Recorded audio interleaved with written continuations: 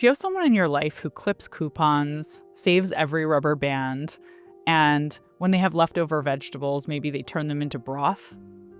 Chances are they're a depression baby, someone who came of age at a time when it was critical to save every last penny. In this episode, we look at how the economic events we live through shape our preference for taking risk long after circumstances have changed. You'll hear the story of legendary comedian Groucho Marx and what happened to him after the stock market crash of 1929.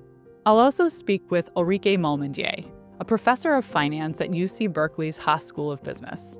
She'll share her research on how the economic circumstances we live through shape our tolerance for risk for the rest of our lives.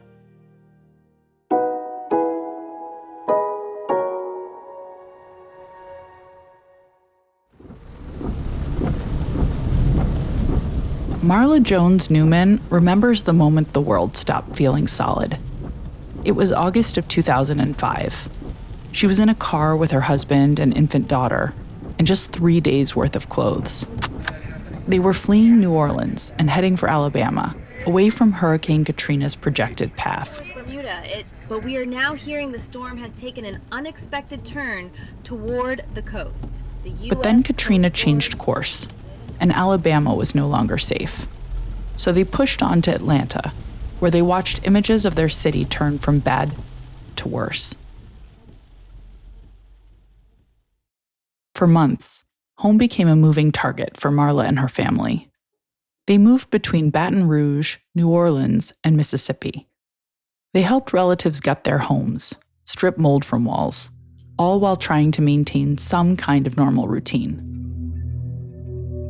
But after hearing repeated warnings about air quality and mold dangers in their home city, Marla drew the line and made a vow that would change their lives. She told her husband, "I'm done with water. I will not deal with water anymore." So when a job transfer came up for him, the family looked at their options. They considered Florida or Atlantic City, but decided they had too much coastline. Then came an opportunity in Littleton, Colorado. Marla didn't know much about the area except that it was landlocked, high, and dry. And that was all she needed to know. Her family moved there straight away. 20 years later, the events of the summer of 2005 still shape Marla's decision-making. She's always ready for an emergency, with drinking water stored and 2 generators ready to go, because she knows all too well how fast the world can go dark. In this episode of Choiceology, we're looking at how major events can influence how much risk we're comfortable taking, especially when those experiences loom large in our memory long after the danger has passed.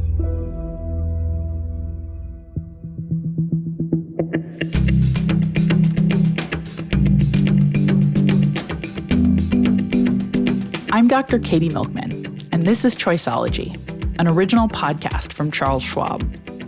It's a show about the psychology and economics behind our decisions. We bring you true and surprising stories about high-stakes choices, and then we examine how these stories connect to the latest research in behavioral science. We do it all to help you make better judgments and avoid costly mistakes.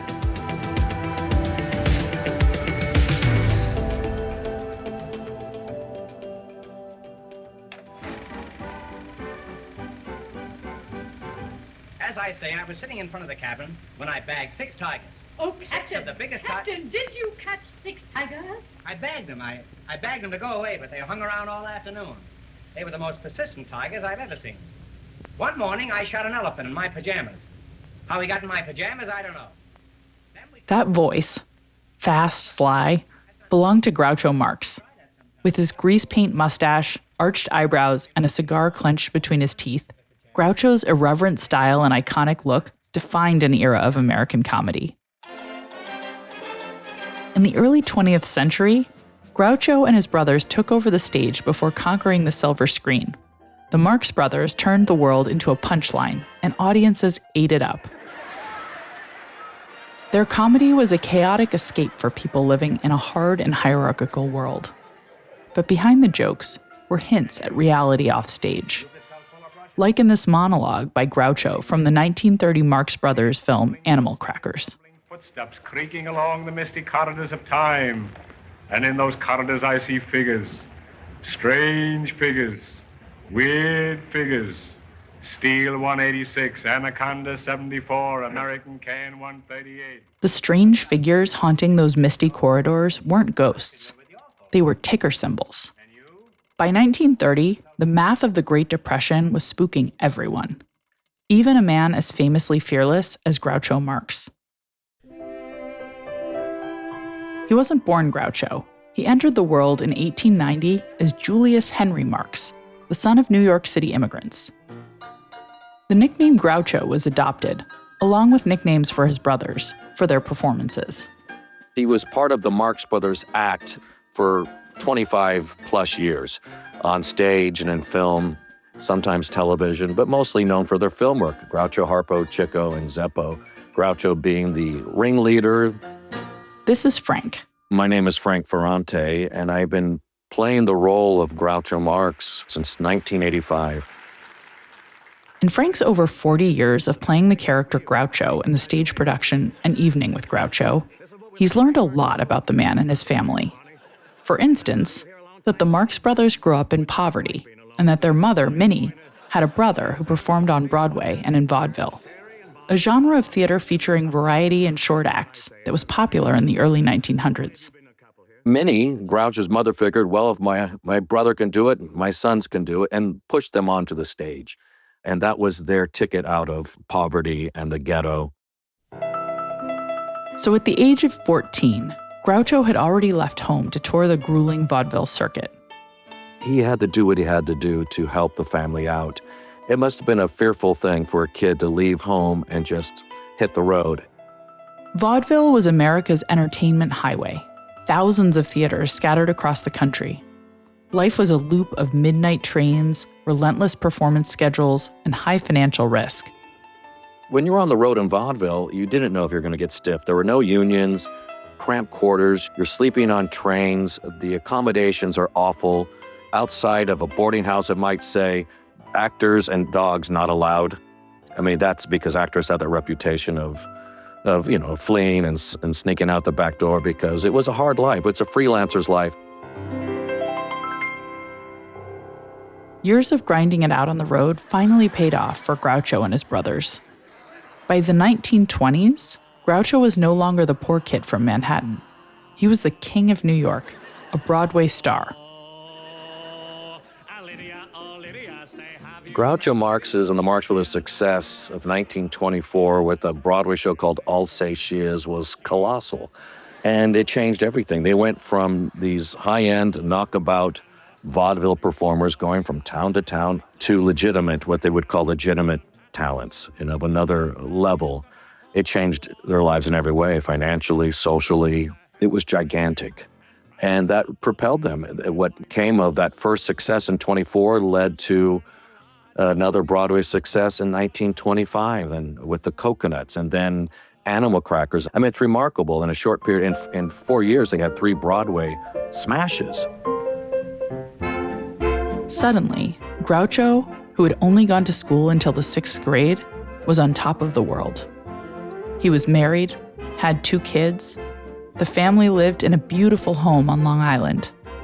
Groucho owned multiple luxury cars, and he surrounded himself with great writers and big thinkers. Groucho gained confidence once he became a Broadway success.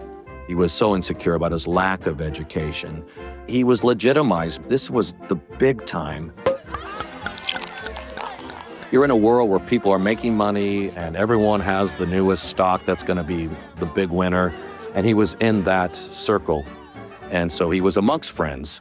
And Arthur Marx, his son, talks about the fact that he would go to his brokerage house and he would sit there, they'd watch the ticker tape and Groucho would be there, and that was a way of life.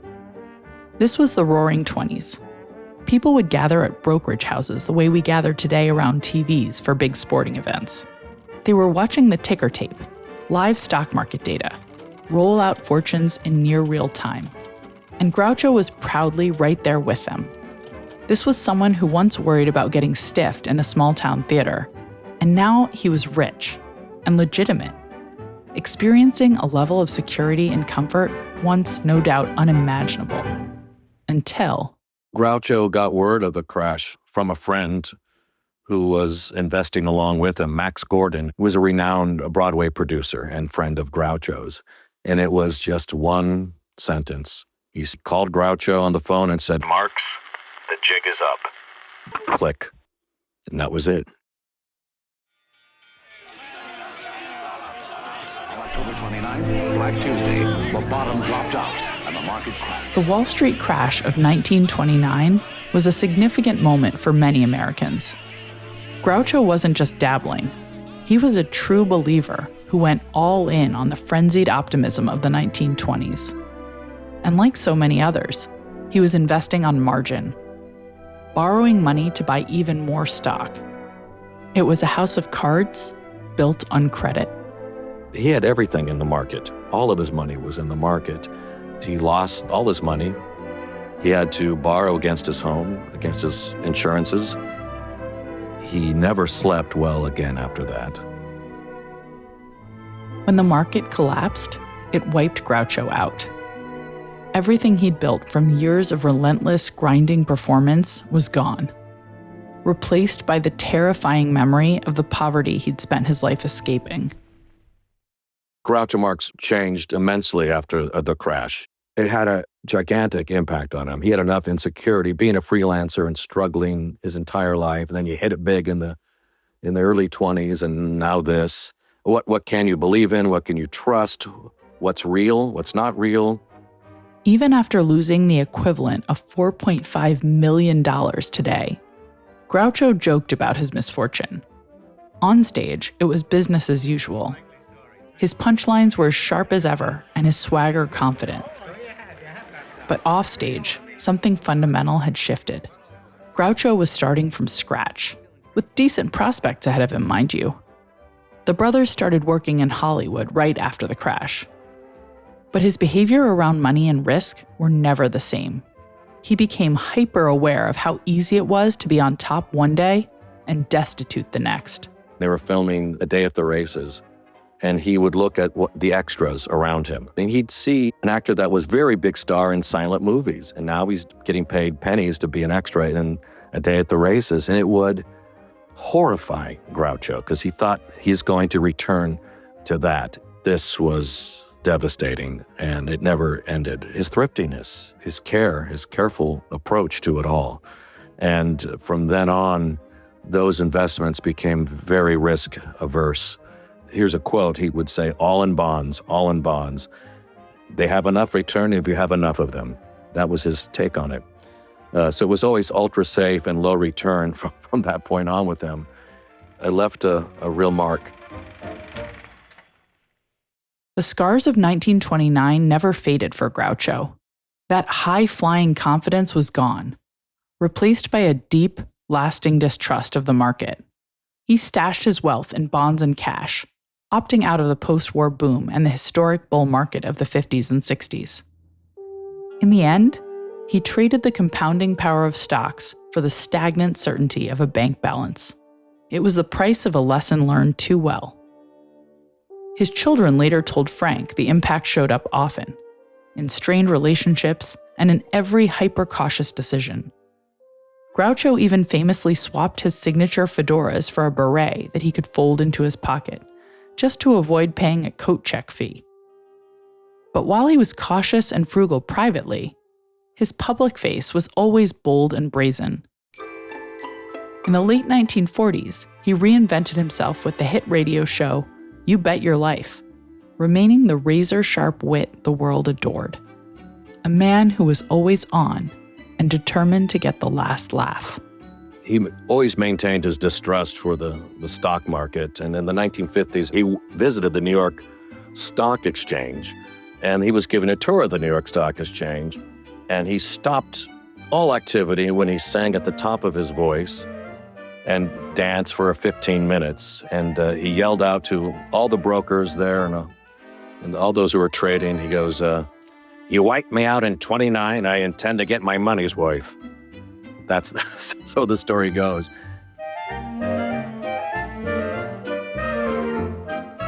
Frank Ferrante is an actor and director. he continues to tour in An Evening with Groucho, as well as a production featuring his own Cirque character. You can find a link to his website in the show notes and at schwab.com/choiceology.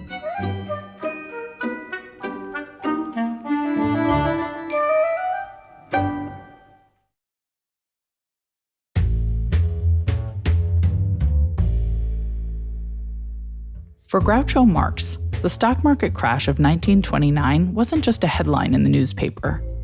It was deeply personal. It wiped out his savings, his sense of financial security. And that experience stayed with him. Even decades later, long after success returned, Groucho invested cautiously. And Groucho's reaction wasn't unusual. It was human. Because it turns out, the economic world you happen to live through doesn't just inform your opinions about money.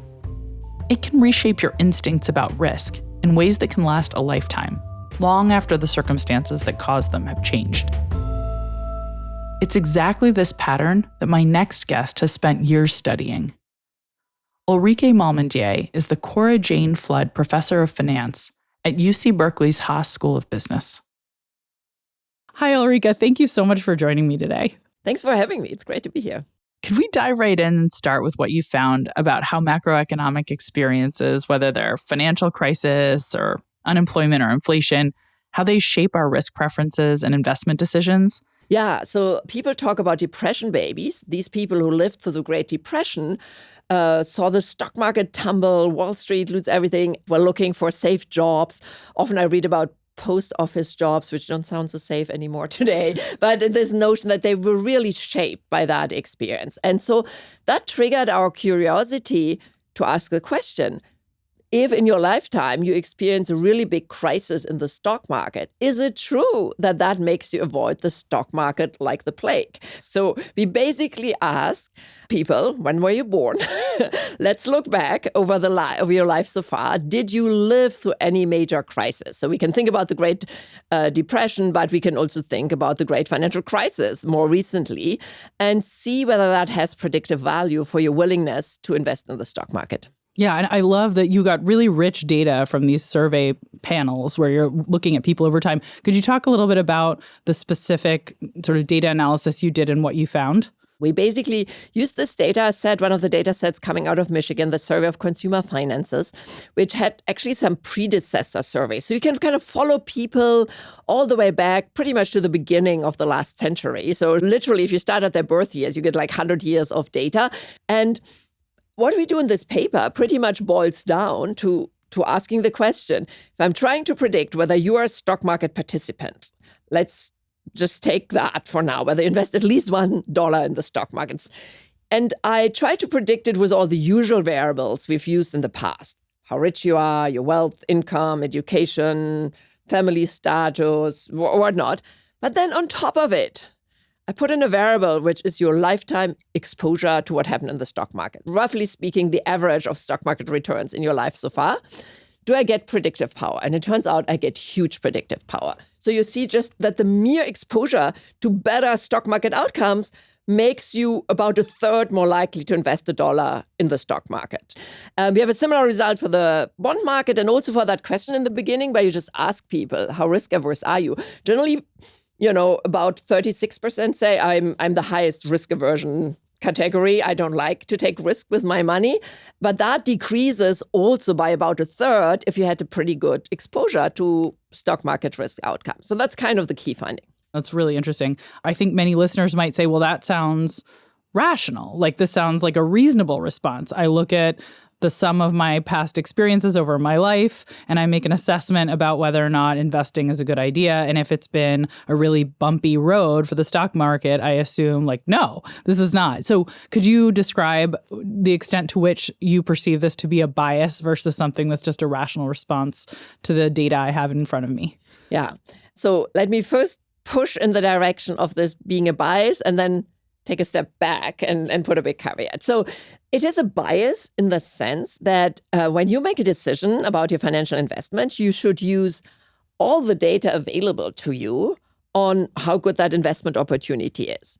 So if the data of the past century or just the past decade. Whatever data is available to you is there. Well, use it, come to your conclusion, what seems to be the return generated with this asset, and make your decision. What we observe instead is that if you are a 20-year-old, you put a lot of extra weight on the last 20 years, in particular the most recent ones. We can get into that. If you're a 50-year-old, you use data from the last 50 years. Now, of course, there's a separate question to have access to the data. But our point is, even if you have access to the data, and we've even shown that for experts, like financial experts, they have access to all available data, they just can't help themselves to have these memories of what they've personally lived through bubble up again and just getting this extra weight in what they do. So in that sense, it's a clear deviation from rational decision-making. It would actually look exactly like rational decision-making if we say, oh, for some reason, they're prevented from looking at the other data. Yeah, with that data, their lifetime data, they're doing pretty good updating. But there's more data available. Why are they not using it? Now, having said that, I want to also kind of take a step back and say, well, what is the alternative?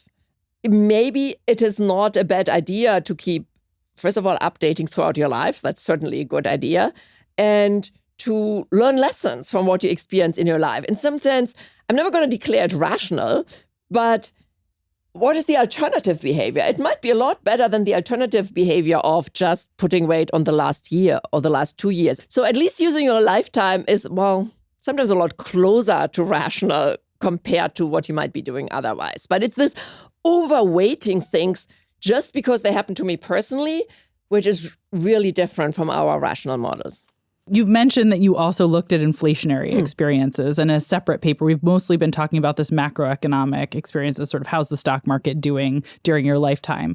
But when you look at inflationary experiences in a different paper, what do you find there in terms of how that changes people's decision making? Yeah. So we Germans are so obsessed with inflation. And a lot of people connect that to Germany having had this scarring experience of the Weimar hyperinflation. So did that leave a long-lasting scar in our nation that we realize, whoa, once inflation happens, everything gets dissolved and economy stops functioning, etc. Anyhow, we haven't answered that question, but that's what got us going and asking the question, people's attitudes towards inflation might also be shaped by their personal lifetime experience with inflation. Can we see that in the data? Now, we turned again to US data, so the Michigan Survey of Consumers in this case, where basically since the 1950s, you have this question about one-year inflation. So consumers are asked, do you think prices will increase, decrease, or stay the same? And if you say increase, decrease, they say by how much? And so we kind of did the same exercise, roughly speaking. And lo and behold, we found that your lifetime experience with inflation has a lot of predictive power in terms of how optimistic or pessimistic you are about future inflation rates. And that holds, by the way, whether you're the average consumer in the US, which is what that first paper is about, or as we showed in a follow-up paper, whether you're a high-level central banker who sits on the Federal Open Market Committee who's setting the rates for the US. Even for them, if I can look at, okay, where were they born, how many years ago, what was their lifetime inflation experience, I get predictive power on their inflation expectations. So that was interesting to see. What was also interesting to see when we did that is that the data told us again that the weighting was very similar to the weighting we found in the stock market, meaning roughly linearly declining weights if I go back from today to my birth year. So I put a lot of weight on what happened this year, the year after, and then it slowly declines. Even outcomes early in my life matter if they were high enough. And I love that because, this seems to suggest there's a pattern. There's almost like a law. Any kind of macro variables I experience lead to my expectation updating. So we saw it in the stock market, we saw it in inflation. I've looked at unemployment experiences and consumption behavior. I've looked at exposure to political outcomes. And this weighting pattern, this pretty simple weighting pattern of roughly linearly declining seems to be what you can use to understand how people update throughout their lives. Are there any other studies besides the ones we've talked about by you or by others that you think are particularly interesting, that our listeners might be able to gain insights from about how they're likely to make decisions as a result of everything from their experience on the marriage market to their first job, or, whether their first teacher was generous with them. These are 3 great ideas for future papers. I haven't seen exactly that, but a few things close to it. On job and labor market. So one thing I've done myself is to look at unemployment experiences. And there you can go again to the macro variable, as we've been discussing so far. How's the unemployment rate? Do I see people losing their job around me? How does that affect me? And then, of course, also to the individual one, idiosyncratic one. Have I lost my job or my parents lost a job? And what we see is that this really leaves a trace in you, has long-lasting effects, and you becoming really nervous about that happening again. So as a result, people who have lived through that build up much more precautionary savings. They actually build up wealth, They're not spending it. Whether that's optimal is a different question. But you can't say, let's say, you and I have a similar job now, maybe with similar earnings, employment prospects, employment security, etc. But then if you and I grew up differently, so one of us with the silver spoon in the mouth and the other one in poverty or family which was struggling, it will continue to have us make different decisions about consumption versus savings going forward. Another area which I actually haven't worked in, but lots of people have picked up this idea of experience effect is, what does it do to you if you live through a natural disaster? So whether it's flood, fires, people have shown it affects insurance choice, not surprisingly. It affects also stated risk preferences. It is interesting how it also affects housing prices. So meaning, sure, this risk should affect housing prices if there's a flood risk, if there's a fire, etc. But if we hold the year-over-year probability the same, whether or not it happened in this year, let's say it's not autocorrelated, should not lead to these big jumps. But it does, because it puts it in people's minds and they can't shake it. I think there's more to be done because, while a lot of these experiences we talk about are big T trauma, like Weimar hyperinflation or COVID or great financial crisis, great inflation, there's also the small T trauma of like having experienced discrimination or food insecurity, employment insecurity that can really leave traces and will have long-lasting impacts. And so now I see some of the recent research trying to get at that. It's very hard. It's hard in neuropsychiatry to do that work because the small T trauma is harder to document and quantify. But I'm really encouraged by people starting to look at that as well. Do you have any advice for listeners who've lived through something like the high inflation of the 70s or the 2008-2009 financial crisis? Anything to be on the lookout for or pay attention to? Start with some empathy towards you, right? Like if we come to this with a behavioral angle of, there are mistakes you're making, you're not updating properly, we're very quick to beat ourselves up. I'm not doing the rational thing. And what I'm telling you is this is happening to everybody. This is happening to the experts. There's stuff happening to us when we're walking through life means that the remedies or the fixes, if you don't want that behavior, are a little bit different than just learning, checking off, and assuming you could act differently. I so appreciate you taking the time to talk with me today, Ulrike. So thank you very, very much. I'm really grateful. Big thanks for having me. It's always so much fun to discuss with you. Thank you, Katy. Ulrike Malmendier is the Cora Jane Flood Professor of Finance at UC Berkeley's Haas School of Business, as well as a professor of economics at UC Berkeley. You can find links to her research on how the economic shocks we experience shape our risk-taking in the show notes and at schwab.com/choiceology. If you're interested in the macroeconomics of what's happening in the world now, check out Schwab's podcast On Investing, hosted by Liz Ann Saunders and Colin Martin. You can find it at schwab.com/oninvesting, or just search your podcast app for On Investing.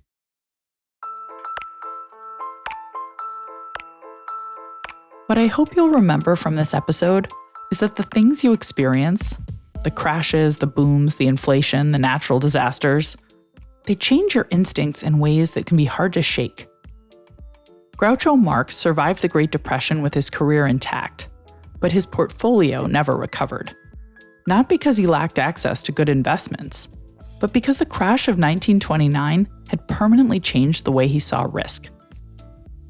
Ulrike's research gives that story a name: the experience effect. And it's closely related to another bias covered in the very first season of Choiceology, the availability heuristic, which leads us to overestimate the probability of events that are easier to call to mind, often due to vividness. Think of how many people are afraid of sharks, when just 10 people die per year on average in shark attacks. But the luridness of a shark attack makes us overestimate its likelihood. If you've lived through a stock market crash or an inflationary period or a natural disaster, you have a vivid memory of that experience, which makes it a more real and present danger in your mind than the also relevant broader history you didn't personally encounter.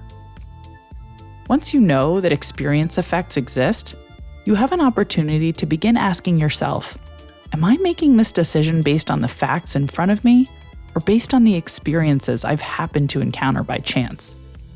The chance of where I was born or when I was born, or of encountering something especially lucky or unlucky on my life path.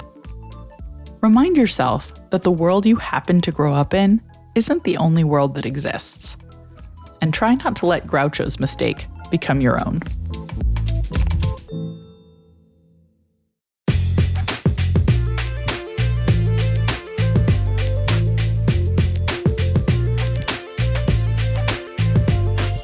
You've been listening to Choiceology, an original podcast from Charles Schwab. If you've enjoyed the show, we'd be really grateful if you'd leave us a review on Apple Podcasts, a rating on Spotify, or feedback wherever you listen. You can also follow us for free in your favorite podcasting app. And if you want more of the kinds of insights we bring you on Choiceology about how to improve your decisions, you can order my book, How to Change, or sign up for my monthly newsletter, Milkman Delivers, on Substack. Next time, I'll speak with Shlomo Benartzi, Professor Emeritus at the UCLA Anderson School of Management. We'll explore a downside of frequently checking your performance when the metrics you're watching are volatile. I'm Dr. Katy Milkman. Talk to you soon.